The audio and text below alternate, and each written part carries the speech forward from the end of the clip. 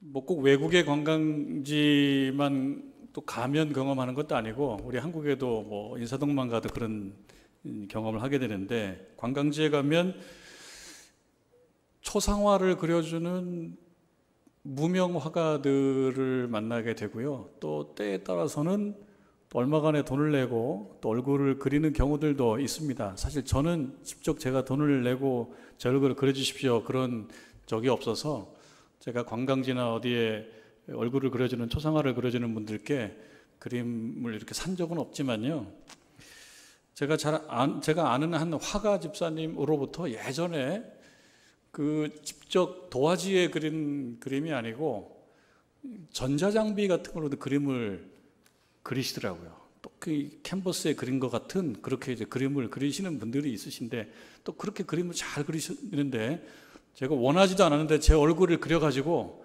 한번 보내줘서 제가 받은 적이 있습니다. 그래서 그때 그걸 보면서 좀 흥미로웠습니다. 아, 나 이렇게 생겼구나. 그런 생각을 해본 적이 있습니다. 그러니까 자기 얼굴을 초상화로 이렇게 뭐 그 관광지에서 그렸든 또 잘하는 화가를 통해서 그렸든 자기 얼굴을 초상화로 보게 되면 두 가지 감정을 경험하게 될 것 같습니다. 한 가지는 내 얼굴이니까 낯설지 않아요. 익숙한 내 얼굴이에요. 근데 또 한편으로는 내 얼굴인데 또 낯설어요. 왜 그런가 생각을 해보면 이런 생각을 해보게 됩니다. 여러분들 우리 교우들을 얼굴을 다 기억을 하실 테지만요, 왜 그렇습니까? 만나게 되면 보거든요. 근데 자기가 자기를 잘 알고 있다고 생각하지만 정말 자기 얼굴 안 보고 삽니다. 여러분 다 저를 보고 있지 여러분 얼굴을 보고 있지 않거든요. 어쩌면 제 얼굴을 더 익숙하게 보고 계실지도 몰라요. 내 얼굴은 지난 한 주간, 지난 한 달 동안 어떻게 변했는지 관심 없이 예전에 기억하고 있는 내 얼굴이 나인 것처럼 생각하면서 그냥 살고 있는지도 몰라요. 그러니까 초상화를 보면은 어떤 얘기를 하게 되냐면, 잘 그렸네. 아, 정말 잘 그려요. 관광지에 있는 그 화가들이 그림 보면 참 잘 그려요. 내 지인의 얼굴을 그려준 것을 보면서 아, 잘 그렸네. 아우, 똑같다.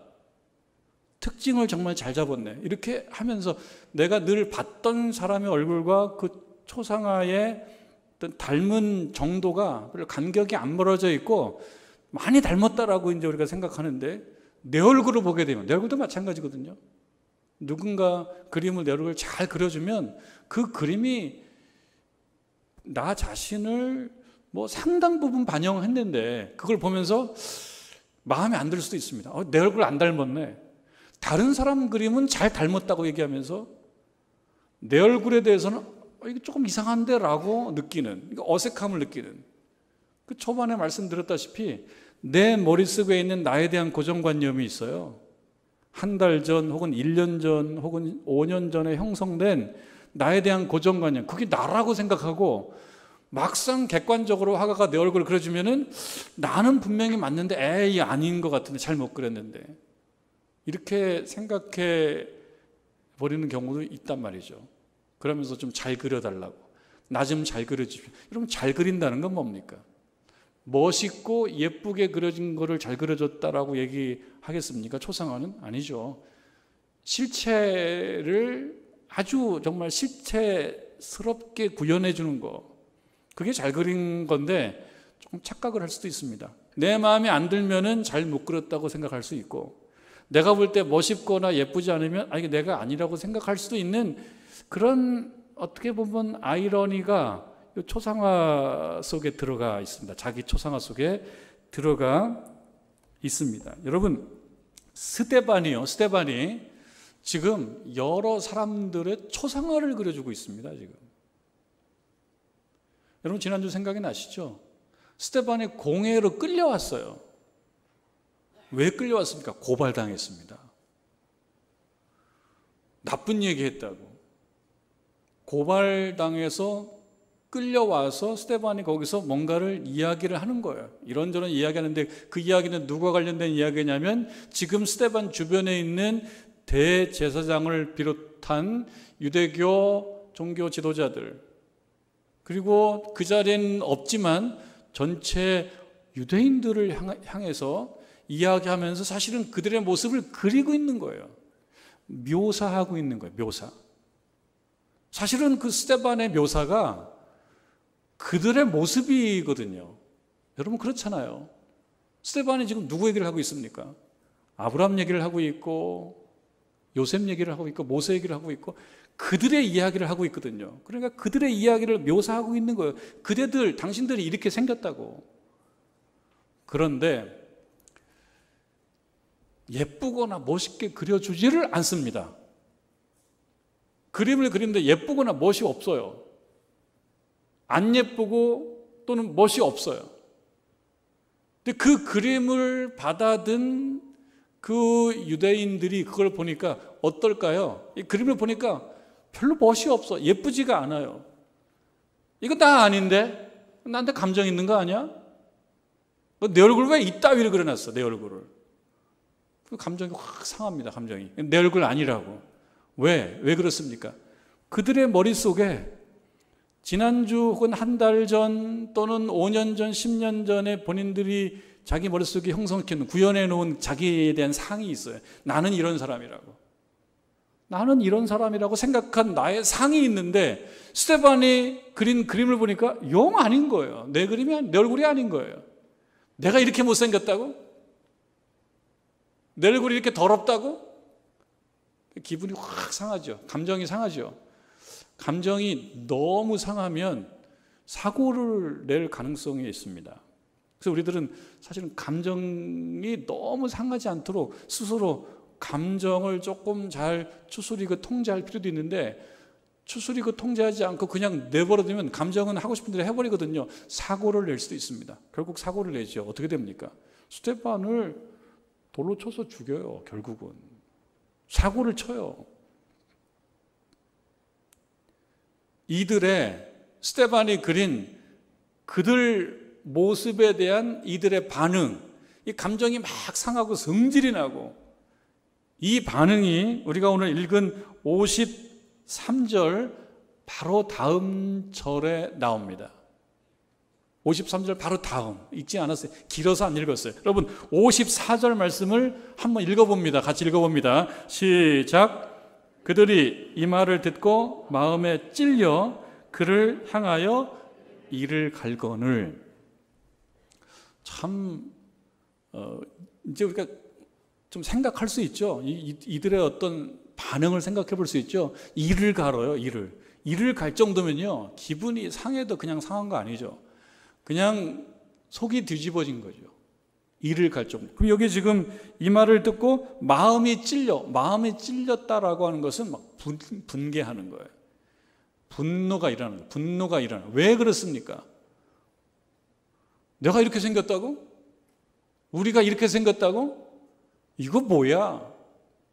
나한테 감정이 있어? 이런 거예요. 인정할 수가 없는 거예요. 자신들의 모습이라고 인정할 수가 없는 겁니다. 여러분, 우리가 지난 주에 6장의 말씀을 같이 읽고 은혜를 나눴었습니다. 스데반이 은혜와 권능이 충만해서 큰 기사와 표적을 민간에 행했다 그랬는데요. 이것을 보면서 반가워했던 사람도 있겠지만 많은 유대인들이 마음에 들어하지 않았습니다. 그리고 스데반이 어떤 이야기들을 했는지에 대한 이야기 구체적으로 나오지 않지만 우리 스데반이 예수님 말씀을 선포하고 전했다라고 생각해 봤을 때 예수님에 대해서 가졌던 감정을 이 사람들이 그대로 갖게 된 거예요. 마치 예수님에게 했던 것처럼 스데반을 향해서도 그리합니다. 못마땅하게 생각한 사람들이 6장 11절에 보면 사람들을 매수하여 뭐 좀 돈 좀 주고 이렇게 좀 증언해줘 그런 거죠. 사람들을 매수하여 뭐라고 말하게 하냐면 이 사람이 모세와 하나님을 모독했다. 모세도 상징적인 인물이고 하나님은 그들의 정체성의 가장 핵심이 되는 야훼 하나님입니다. 그 모세와 하나님을 모독했다? 자신들의 정체성을 모독했다는 거예요. 그러니까 이 항목 그러니까 이들이 쓴 고발장 안에는 이런 게 들어가 있습니다. 모세와 하나님을 모독했다라고 하는 그 내용을 사람들을 매수해서 고발장 안에 집어넣습니다. 그리고 또 뭐가 나오냐면 13절 6장 13절 12절에 보면 충동시켜 선동해서 13절에 보니까 거짓 증인을 세워서 뭐라고 얘기하게 하냐면 거룩한 것과 율법을 거슬러 말하게 했다 그런 거죠. 이들에게 있어서 거룩한 것은 성전인데,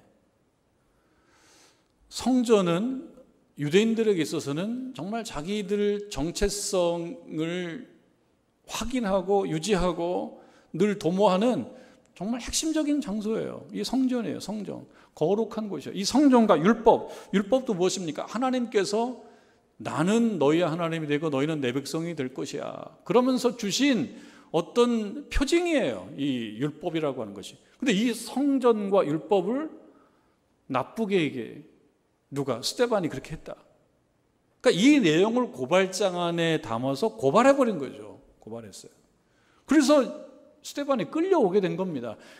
7장 1절 말씀에 보면 대제사장이 공회에 끌려 나온 이 스데반을 향하여 묻습니다. 이것이 사실이요? 이것은 뭡니까? 고발장 안에 들어가 있는 이러한 사람을 매수하고 충동하여 어떤 작성된 그 고발장 안에 있는 그 내용들, 모세와 하나님을 나쁘게 얘기하고 그 다음에 성전과 율법을 거슬러 말한다, 이러한 사실들, 이거 사실이요? 이게 사실로 확인되면 어떻게 된다는 거예요? 그러면 벌을 받는 거예요. 이게 사실로 확인되면. 이거에 대해서 7장 2절 스데반이 이르되, 스데반이 말을 합니다. 스데반이 말을 합니다. 그러니까 스데반이 변론하는 거죠. 변호사 없이 자기 변론을 하는 내용이 7장 2절부터 이제 계속해서 매우 길게 나옵니다. 이 내용을 다 읽지 않았습니다만 어떤 내용이냐면 아브라함이 등장하고 요셉이 등장하고 모세가 등장하고 다윗과 솔로몬과 성전이 등장합니다. 스데반이 자기 변론을 위해서 등장시킨 건데, 이거는 자기 정당성, 내가 무죄하다라고 하는 걸 증명하는 목적이 있는 것이 아니에요. 그런 것만 목적이 있는 게 아니에요. 사실은 이 사람들이 스데반을 고발했지만 스데반도 이 사람들을 고발하고 싶은 거예요.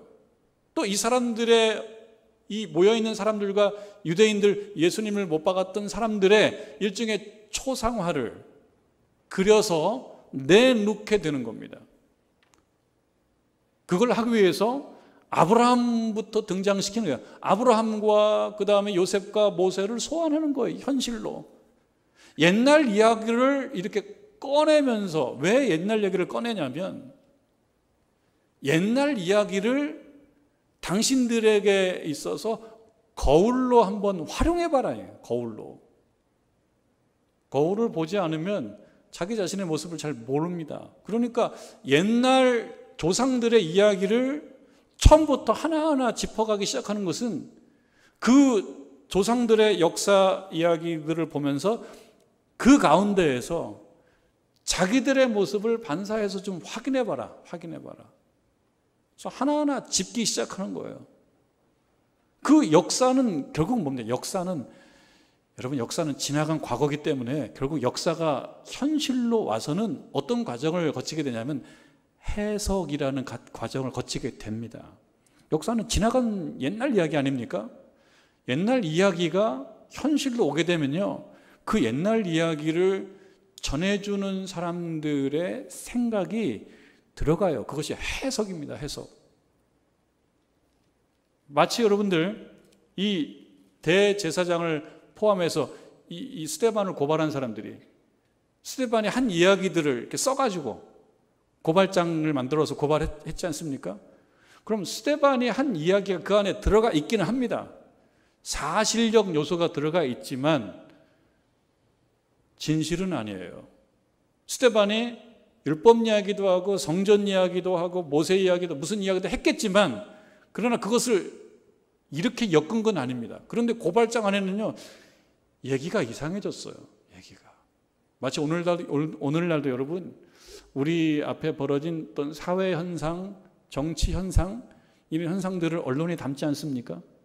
언론이 진영이 딱 언론도 나눠져 있어요. 언론도 똑같은 것을 보면서 똑같은 것을 보면서 이 언론도 좀 나눠져 있다 보니까요. 이쪽 진영의 언론들은 또 이렇게 보고 저쪽 진영의 언론은 이렇게 봅니다. 그래서 여러분들 언론을 대할 때, 신문을 보거나 방송을 대할 때도 사실은 신문과 방송의 관계장에 정해져 있는 이렇게 읽고 이렇게 해석하시라고 하고 있는 그 지침을 우리가 그대로 받을 수가 있어요. 그러니까 사실 비판적 능력을 가져야지만이 진실을 확인해 볼 수가 있습니다. 방송해 주는 것도 언론에 내주는 것이 또 전부는 아니에요. 왜? 거기에는 그 생각이 들어가 있습니다. 스데반을 고발한 사람들은 스데반이 한 이야기들을 가지고 그들이 하고 싶은 얘기를 한 거고요. 또 무엇입니까? 이 스데반이 이들 앞에서 자기 변론을 하면서 역사 이야기, 아브라함과 또 모세와 요셉 이야기, 요셉과 모세 이야기를 쭉 하는 것은요, 그 역사 이야기를 통해서 실제로 이들이 역사를 이렇게 봤으면 좋겠다라고 하는 스데반의 어떤 생각이 있어요. 그럼 이제 문제는 뭡니까? 스데반이 그려주는 그 모습을 받아들이냐 받아들이지 않느냐. 이 사람들이 받아들일 거냐 안 받아들일 거냐. 스데반이 이제 아브라함 얘기합니다. 하나님께서 아브라함을 저기 그 지금으로 얘기하면 저 이라크 지방, 저 메소포타미아 지역에서 불러서 하란으로 부르고 거기서 다시 가나안으로 부르고 하면서 약속합니다. 자녀가 없을 때 내가 너희 자녀를 하늘의 별과 같이 만들어주겠다. 이렇게 약속합니다. 그러면서 하나님께서 또 지시해 주신 그 땅으로 가게 합니다. 아브라함이 그때부터 시작한 거예요. 그러니까 그대들의 역사는 이렇게 시작했던 것이다. 하나님께서 아무것도 없는 상태에서 그대들을 불러서 하나님 백성 만들고 이 길로 가라고 얘기해서 걷기 시작한 것이다. 그리고 이제 요셉 얘기합니다. 요셉. 그런데 그대들 조상들이 어떻게 했느냐. 죄 없는 요셉을 팔아먹었다. 팔아먹었다. 그러니까 그대들 조상이 잘못한 것들이 있다는 거죠. 그런데 잘못 안 한 척하고 지금 살아왔다는 거예요. 근데 팔아먹었는데 그들이 경험하게 되는 가뭄으로 인한 그 빈곤과 가난을 누구를 통해서 다시 이게 해결을 받게 되냐면 그대들이 팔아넘긴 그 요셉을 통해서, 그 요셉을 통해서 구원받았다는 거 좀 기억하시오. 요셉은 어떤 사람이에요? 그대들이 팔아먹었던 사람들이라고. 그대들 조상들이. 그런데 그대들이 어떻게 살아남았냐? 그대들이 팔아넘긴 그 요셉을 통해서 살아남았다니까요. 그 얘기를 지적합니다. 그런데 이걸 아닌 척하죠. 유대인들이 아닌 척합니다. 우리가 팔아넘긴 그 사람을 통해서 덕을 받고 살아남았다라는 얘기를 굳이 하고 싶어 하지 않습니다. 그러면서 그들이 이제 애굽에 정착하게 되지 않습니까? 그리고 세월이 많이 가요. 그런데 요셉을 알지 못하는 바로로 인하여 이제 그 백성, 그 히브리 사람들이 고통을 많이 경험하게 되었다는 이야기가 이제 출애굽기 이야기 아닙니까? 그렇게 세월이 많이 갑니다. 고통이 깊어져요. 신음소리가 있어요. 그때 하나님께서 다시 개입하십니다. 역사에. 그래서 구원자, 은혜를 줄 자를 보내죠. 그 사람이 누굽니까? 그 모세였죠. 그 모세는 누굽니까? 하나님께서 보낸 사람인데 그대들 조상들이 어떻게 했냐면 그 모세를 향하여 우리가 언제 당신을 재판관으로 삼았어? 왜 이렇게 잘난 척해? 구원해 주려고 마음먹었던 그 모세를 그렇게 공격해서 쫓아냈던 사람들이 누구냐? 그대들 조상이었다. 그리고 세월이 40년 흘러서 하나님께서 모세를 불러서 그대들을 그 땅에서 불러내서 광야 생활을 거쳐 가나안에 들어가게 한 것이 아니냐, 기억하냐? 그 팩트를 기억하냐? 근데 그대들 조상들 어떻게 했는지 아냐? 조금 힘들어지니까 모세를 향해서 삿대질하고 우리를 이 광야에서 굶겨 죽이려고 우리를 끌고 온 거 아니야? 우리 돌아가 했던 사람들이 누구냐? 그대들 조상이었다. 근데 그 역사는 얘기 안 하고 싶어 하는 거죠. 그리고 이제 또 어떤 얘기를 하게 되냐면요. 다윗과 솔로몬 얘기를 합니다.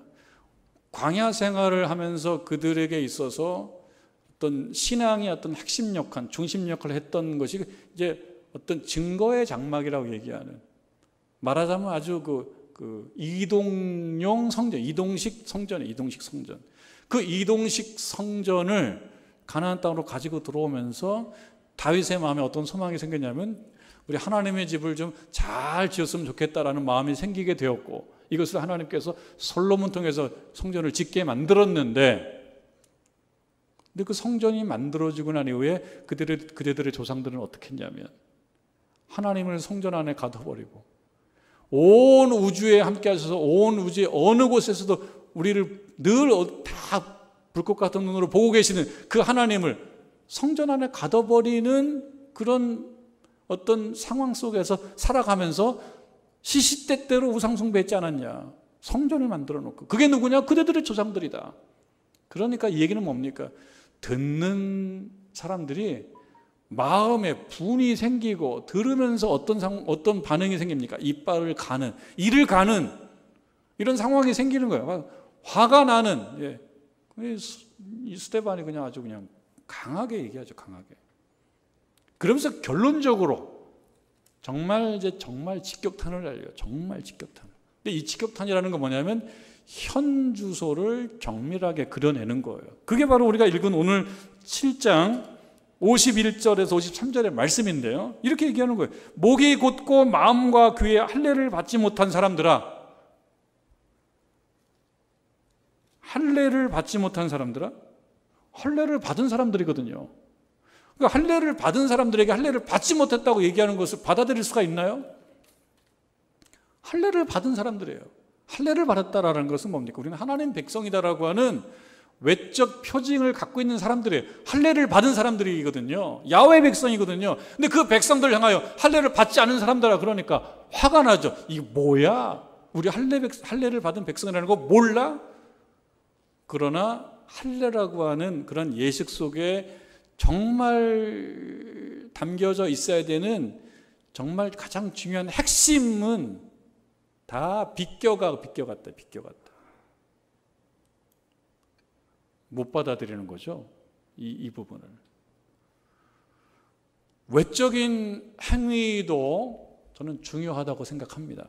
그러니까 이 백성들에게 있어서 할례를 받는 것, 그리고 율법을 보존하는 것, 그 다음에 성전을 귀하게 생각하는 이 외적인 행위도 저는 중요하다고 생각합니다. 왜냐? 형식과 내용은요 꼭 완전히 반대되는 게 아닙니다. 형식이 가는 거에 내용도 있는 거잖아요. 여러분 그런 얘기 많이 하지 않습니까? 형식이 있는 곳에 내용도 있는 거지 형식과 내용이 반드시 반대로 가는 건 아닙니다. 그러나 구분해야 될 것은 형식주의가 중요해요. 형식주의. 형식이 나쁘다는 게 아니라 형식주의, 그건 뭡니까? 형식만 있는 거. 근데 그 부분에 있어서는 생각을 안 해요. 왜? 적어도 형식은 있으니까. 여러분 그런 이야기를 합니다. 우리가 이 시간에 하나님께 나왔어요. 왜 나왔냐면은 하나님께 예배 드리기 위해서 나왔습니다. 그래서 우리는 예배 공동체입니다, 지금. 그러나 어떤 분은 그걸 구분하는 거예요. 집회는 교회 밖에서도 이루어집니다. 시위와 집회, 결사, 시위 밖에서도 이루어집니다. 자신들의 목적을 민주적으로 구현하기 위해서 시위도 하고 집회도 해요. 모이는 거예요, 집회는. 그러니까 이 시간에 우리가 적어도 확실하게 확인할 수 있는 것은 일단 집회의 수준까지는 만족을 시키고 있어요. 왜? 다 모였으니까. 그러나 정말 예배를 드리고 있느냐? 그 부분은 우리가 잘 몰라요. 누가 합니까? 우리 하나님께서 우리들의 마음을 받고 영광을 받으실 때 우리가 예배를 드리는 거예요. 집회가 있다라고 해서 이게 다 예배는 아닌 거예요. 지금 할례가 있다라고 해서 원래 할례를 통해서 구현하려고 했던 그 하나님과 하나님 백성 사이의 그 거룩한 관계가 꼭 있는 건 아닌 거예요. 근데 이들은 그렇게 생각한 거예요. 그래서 스데반이 이 지점을 지적합니다. 강하게 때립니다. 마음과 귀에 할례를 받지 못한 사람들아. 그러니까 할례를 받지 못한 사람들아라고 얘기하는 게 아니라 마음이라는 면을 지금 드러내고 있죠. 마음이라는 걸. 사실은 하나님께서 당신들에게 원하시는 것은 외적 양식과 외적 재물이 아니다. 외적 재물이 하나의 형식이라면 그 안에 마음을 담아서 그 마음을 형식 속에 담아서 드리는 걸 원한다. 형식이 나쁜 건 아닙니다. 형식이 필요합니다. 왜냐하면 형식이 없으면 무질서하기 때문에요. 내용을 유지할 수가 없어요, 여러분들. 에휴, 내용이 중요해. 형식은 안 중요해. 형식도 중요해요. 여러분들, 우리가 11시에 예배를 드리는 이 형식을 정해놨기 때문에 우리가 하나님께 예배 드리는 내용을 잘 유지해 갈 수 있는 거예요. 만약에 형식을 안 정해놨으면 내용을 유지하기도 쉽지가 않아요. 형식이 나쁜 건 아니에요. 형식을 정해놓을 필요가 있습니다. 주일날 11시라고 하는 이 형식을 정해놓을 필요가 있습니다. 그러나 이 형식이 의미가 있으려고 그러면 이 11시에 모이는 우리의 집회가 무엇이 되어야 된다는 거예요? 예배가 돼야 된다는 거예요. 그래야지만이 형식이 의미가 있어요. 그런데 이들에게 있어서 지금 할례가 있지만 할례가 내용을 담지를 못하고 있기 때문에 이 지점을 아주 강하게 직격탄을 날립니다. 마음과 귀에 할례를 받지 못했다. 그러니까 마음은 없다. 집회는 있지만 예배는 없다. 이 얘기는 하는 거예요. 그러면서 조상들과 함께 그냥 한 묶음으로 보내버리는 거예요. 너희도 너희 조상과 같이. 그러니까 이들에게 있어서 조상은요, 자긍심이었어요. 우리가 그래 이래봬도 모세의 후손들이라고. 우리가 이래봬도 다윗의 후손이라고. 여러분, 우리는 다윗이라고 얘기하는데 다윗이라는 이름이 외국어로는 여러 표기가 있지 않습니까? 데이비드, 다비드 이렇게 많이 표현해요. 그러니까 다윗이라고 하는 이름을 좋아해요, 사람들이. 다윗과 자기를 동일시하고 싶은 마음이 있어요. 다윗은 훌륭하니까. 근데 그 다윗, 모세 이 이야기를 드러내면서 그때 살았던 자기들의 조상들이 형식만 있고 내용은 없고 여기 나온 것처럼 성령을 거스리고 이렇게 이야기하니까 못 받아들이는 거죠. 화가 나는 거죠. 이게 우리의 모습이라고? 이게 우리의 모습이라고? 그렇게 얘기하는 거예요. 인정할 수가 없는 거예요. 내 머릿속에 5년 전, 10년 전 내 머릿속에 형성된 나의 어떤 믿음의 상, 이게 있는데 오늘날 2022년도 이 7월 달에 지적을 하는 거예요. 그대들이 말해 요즘에 성령을 거스린다고. 화가 안 납니까? 화가 나죠. 여러분들 향해서 그대들이 지금 성령을 거스리고 있다고. 불순종하고 있다고. 자기의 어떤 명예만 생각하고 하나님을 성전에 가둬버리고 하나님 덕만 보고 지금 본인들은 하나님께 헌신하지 않고 이렇게 얘기하고 있다면 화가 안 나겠습니까? 화가 나는 거죠. 52절에 보니까 너희 조상들이 선지자 중에 누구를 박해하지 아니하였느냐. 그러니까요, 너희 조상들이 예전에 하나님 말씀 전했던 사람들 다 무시하고 때리고 가둬놓고 막 그러지 않았냐고. 선지자 중에서 성한 사람이 어디가 있냐고. 막 너희들 조상들이 그냥 막 못 살게 굴고 그러지 않았냐고. 선지자들을. 이것도 못 받아들이는 얘기죠. 무슨 얘기야, 우리 조상들을 이렇게 얘기한다는 것. 화가 나기 시작합니다. 또요, 의인이 오시리라 예고한 자들을 그들이 죽였다. 이 정말 직격탄이죠. 늙어서 죽은 거고 병들어서 죽은 거지 우리 조상들이 죽였다고? 또 얘기합니다. 이제 너희는 그 의인을 잡아준 자여 살인한 자가 되었다. 누구 얘기를 슬쩍 꺼냅니까? 예수님 얘기를 꺼내는 거예요. 예수님이 왜 십자가에 달리셨냐? 그래들이 조상들이 그리 했던 것처럼 그거를 극복을 못하고 똑같이 그거 한 거 아니냐 그러면서 스스로 생각할 때 어떻게 생각해요? 그래도 우리가 유대인인데, 그래도 우리가 야훼 백성인데, 그래도 우리가 야훼 백성인데요, 그래도 우리가 율법을 가지고 있는, 율법을 보존하고 율법을 담지하고 있는 거룩한 백성인데, 그래도 이 성전을 우리가 정말 귀하게 생각해서 성전을 청소하고 성전 예배를 귀하게 생각하고 이런 우리들에게 지금 이렇게 얘기하는 것은 자존심도 상하고 마음도 상하는 거예요. 53절에 너희는 천사가 전한 율법을 받고도 지키지 아니했다. 이겁니다. 율법은 왜 받습니까? 그 율법을 통해서 거룩한 백성으로 살아가라 이렇게 율법을 주신 건데, 말하자면 율법책을 갖고 다니면서 지키지는 않아요. 예전에 그 중고등학교 다닐 때 그때 어려운 책을 사실은 잘 보지도 않으면서 그런 학생들이 있었던 모양이에요. 그런 얘기를 종종 해요. 어려운 책을 딱 끼고 다니는 거예요. 이래봬도 내가 이 책을 보는 사람이라고. 미국의 중산층들이 본다라고 하는 타임지라고 하는 매거진, 뉴스위크라고 하는 매거진이 어려워요. 예, 글씨도 굉장히 작고요. 사용하는 용어들도 미국의 중산층들이 쓰는 용어니까 우리에게는 되게 낯선 용어인데 그거 한 60페이지 정도 되거든요. 그거 딱 가지고 다니면서 왜? 나 이래봬도 타임 보는 사람이야. 나 이래봬도 뉴스위크 읽는 사람이야 라고 하면서 뒷주머니에 딱 접어서 가지고 다닌다? 예? 그런 거예요. 지금 그런 거예요. 율법책을 나 이래봬도 율법책 갖고 있는 사람이야 라고 하지만 실제로는 그 율법책을 읽고 지키고 따라가지 않아요. 실력은 없어요. 그러니까 이 이야기를 듣는 입장에서는 화가 나는 거죠.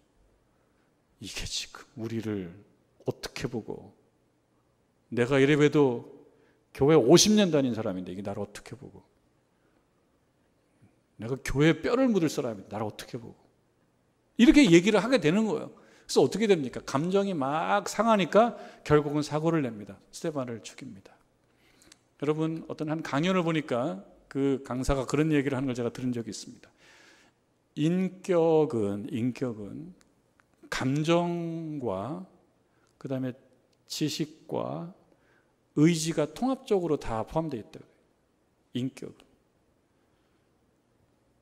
좋은 걸 좋다라고 그러고 우스운 걸 우습다 그러고 싫은 걸 싫다라고 얘기하고 정직하다고 우리는 생각할 수가 있습니다. 그래서 감정에 충실한 거를 마치 대단한 것인 양 생각할 수가 있습니다. 그런데 여러분, 감정은 한계가 있어요. 감정은 지식으로 이렇게 점검을 받지 않으면요, 꼭 맞지 않는 거에 대해서도 맞는 거라고 생각하면서 아주 강조할 수 있는 게 감정이에요. 감정은 지식을 통해서 점검을 받아야 됩니다. 감정이 중요하죠. 좋을 때 좋은 거고 싫을 때 싫은 거고, 더울 때 더운 거고 추울 때 추운 거. 그러나 감정대로만 행하게 되면 무질서하게 됩니다. 감정대로만 행하게 되면. 또 좋은 것도 아닙니다. 감정대로. 내가 좋은 것만 하면은. 남성들은 라면을 좋아합니다. 물론 여성들도 좋아하지만 남성들이 더 좋아하지 않나. 맵고 짜기 때문에. 그런가 하면 상추쌈은 라면보다는 안 좋아하지 않나 생각해요. 그런데 먹고 난 다음에 어떤 게 좋아요? 라면 2개 끓여 먹으면 기분 좋습니까? 아, 오늘도 내가 참 보람이 있다. 라면을 2개나 먹었으니 앞으로 기록을 단축해야지. 그런 좀 약간 후회될 때가 있어요. 저도 역시 그래요. 예전에 내가 라면 2개 끓여 먹었던 적이 있는데 그 결과가 지금 이거야. 그런 생각이 있어요. 그러나 채소로 이렇게 좀 거칠게 먹으면요, 먹을 때는 라면처럼 자극성 없는데 먹고 나면 나 이만큼 건강해졌다. 그런 생각이 들 때가 있거든요. 감정이라고 하는 것은 당장 좋은 거예요. 당장 좋은 건데 그게 꼭 좋은 건 아니란 말이죠. 지식이라는 것으로 점검을 받아야 되는 거예요. 그럼 이 사람들이 지금 마음이 상했어요. 이건 내 얼굴 아니야. 내 얼굴 아니라고 좀 하는 거예요. 내 모습이 아니야. 이게 우리의 모습이라고? 감정이 막 상했어요. 그러면은 한번 살펴봐야죠. 정말 그런 모습인지. 근데 그 지식까지는 가지 않아요. 감정으로 그냥 정리해버려요. 감정으로. 발전이 없는 겁니다. 지식으로 정리했으면 그 다음에 뭐예요? 의지가 필요하다. 의지가. 그래, 내가 지금 사실은 라면이 너무 맛있어가지고 지금 엄청 많이 끓여 먹었는데 이렇게 계속 끓여 먹으면은 나트륨이 너무 많아가지고 이거 좀 조절할 필요성이 있어 라고 지식인한테 얘기했다 그러면 그 다음에 뭐가 필요해요? 의지로, 대충 어떤 정해진 의지로. 그래, 먹더라도 내가 한 달에 한 번만 먹자. 상추쌈, 호박 이런 거 맛이 없지만, 시금치 맛이 없지만 이걸 먹어야지 건강해지지, 영양소가. 지식이 얘기했으면 그 다음에 의지로 나름대로 좀 실천해 가야 되는 거예요. 그게 없으면 인격적으로 좀 망가진 거예요. 인격적으로. 꼭 좋은 건 아니란 말이죠. 그런데 지금 이 사람들이 그리 했습니다. 좋은 얘기 듣고 싶어요. 듣기 좋은 얘기 듣고 싶어요. 그러나 중요한 것은 멋있고 예쁜 것으로 보이는 게 중요한 게 아니라 내 모습이 어떤 모습인지를 아는 게 중요해요. 그래야지만이 그 다음 단계로 갈 수가 있다. 사실 매우 불편한 설교입니다. 이 불편한 설교를 이 백성들이 듣고 마음이 상해서 거부. 그래서 그냥 끝내버리는 모습을 보면서 이건 우리들에게 뭘 얘기합니까? 우리들도 우리들의 모습을 한번 살펴봐라. 듣고 내 모습 아니라고 우길 게 아니라 그게 내 모습일 수도 있다. 믿음이 없다고 얘기한 걸 보고 내가 믿음이 없다고? 아니야, 믿음이 없을 수도 있다.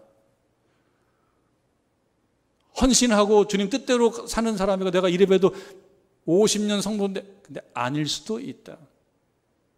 한번 점검을 받고 여러분들 2022년도 이 하반기를 믿음에 서서 바로 걷고 하나님 뜻에 맞게 다시금 살아가는 저와 여러분 되기를 주님의 이름으로 축원합니다.